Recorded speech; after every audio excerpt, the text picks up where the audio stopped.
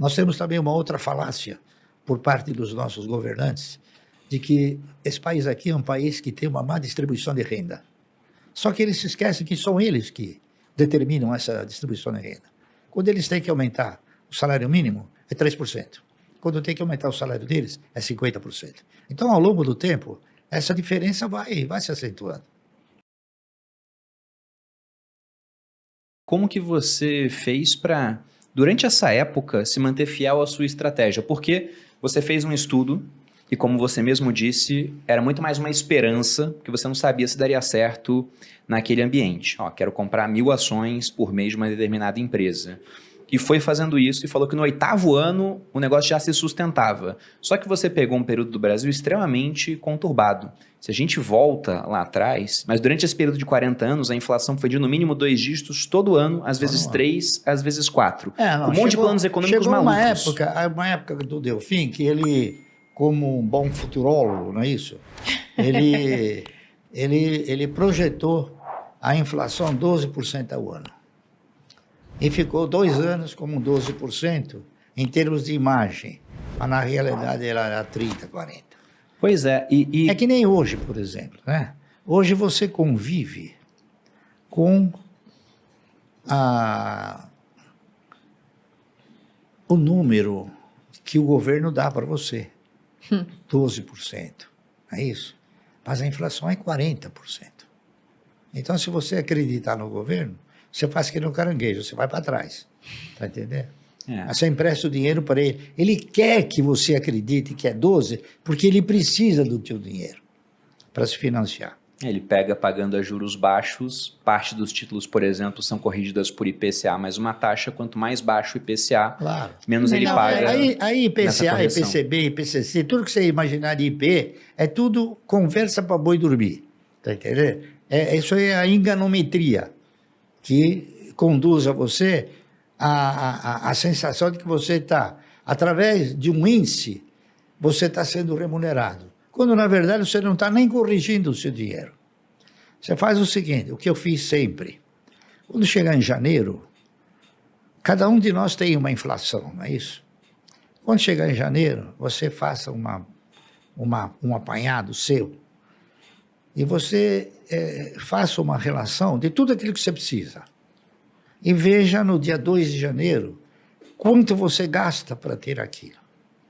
Quando chegar no dia 31 de dezembro, você só compara os preços. Você vai ver que subiu no mínimo 40%. Muito provavelmente vai ser Aí bem o maior governo que o fala, IPCA. olha, eu te dou 12.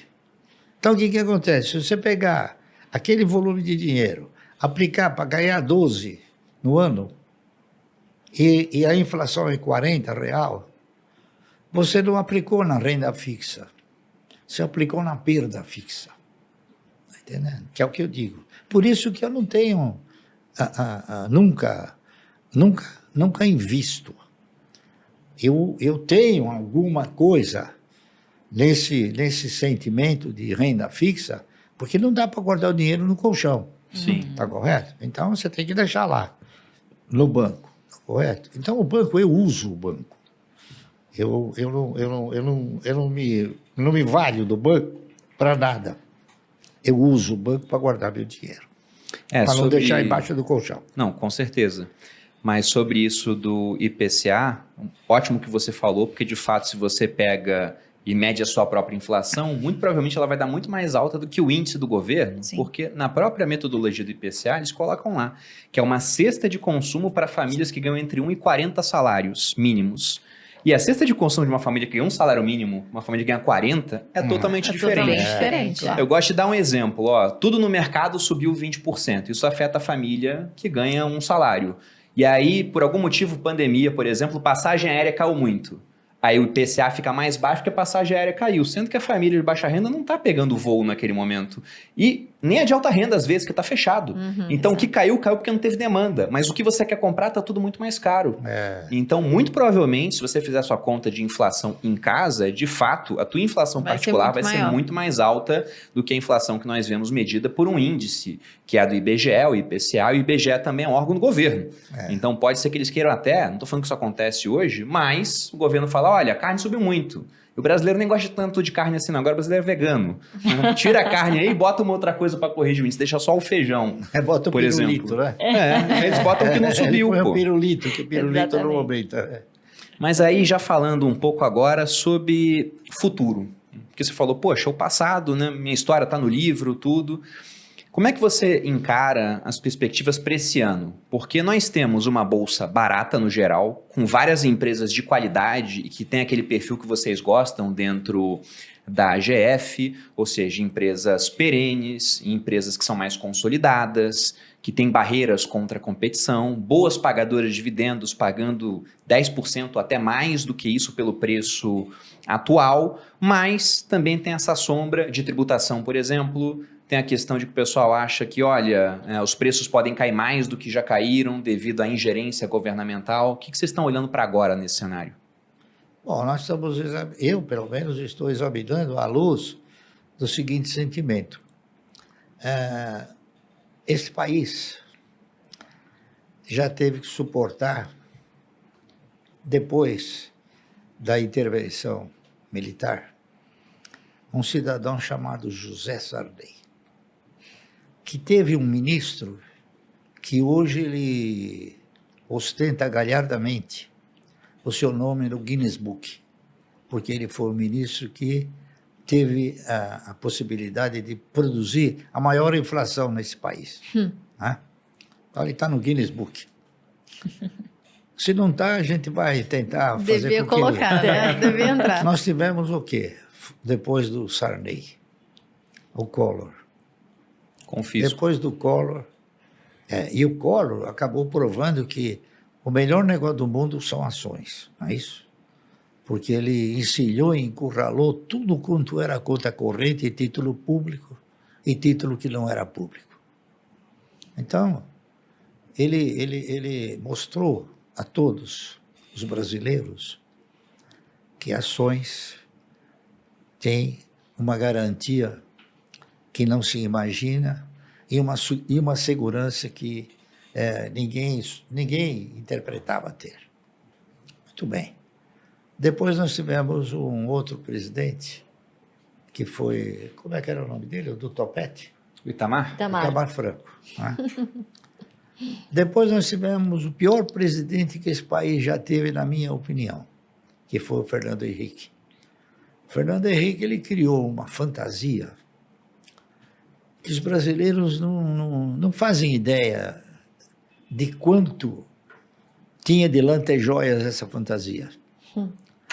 Ele conseguiu fazer com que o real fosse mais forte que o dólar. Uma piada. Né? Porque você precisava de um real para comprar 85 centavos de dólar. Isso foi o maior embuste que esse país já teve oportunidade. E depois ele acabou se considerando como uma pessoa que traiu seus companheiros, né? Porque ele assegurou ao Itamar Franco, após os 4 anos, que ele apoiaria o Itamar Franco, e não honrou acabou sendo contemplado com mais um mandato, não é isso? E depois também traiu fortemente um outro indivíduo muito importante no país, chamado Adib Jatene. Ele convocou Adib Jatene para ser ministro da Saúde e brigar para instaurar a CPMF,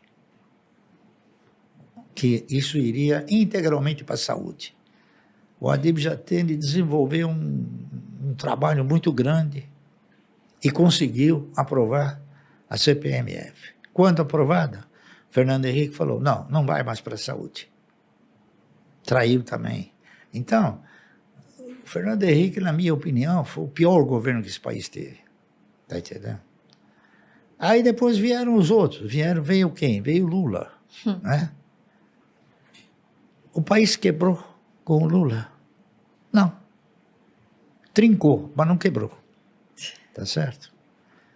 Talvez o Lula tenha sido a figura mais proeminente em termos de surrupiar recursos, não é isso? Sempre com aquela fantasiosa desculpa de falar, eu não sabia. Esse foi sempre o mote dele, né? Aí veio a Dilma, mais 6 anos, o país suportou isso. Então você veja uma coisa interessante. Aí veio o Bolsonaro, não é isso? O Bolsonaro tentou mudar um pouco as feições estratégicas do país. O Lula sempre implementou uma política de caráter social. Está correto? Essa política de caráter social sempre teve o condão de tirar recursos e oferecer àqueles que não sabiam pescar o peixe. Então, uma política estratégica de cunho social, não de cunho econômico. Está entendendo? Muito bem, o Bolsonaro tentou alterar essa estratégia para o cunho econômico. Só que, num determinado momento, ele chegou na conclusão que ele somente conseguiria se reeleger se ele optasse também pelo populismo.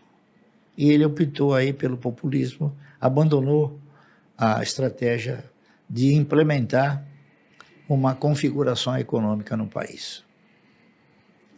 E é isso hoje que nós temos o quê?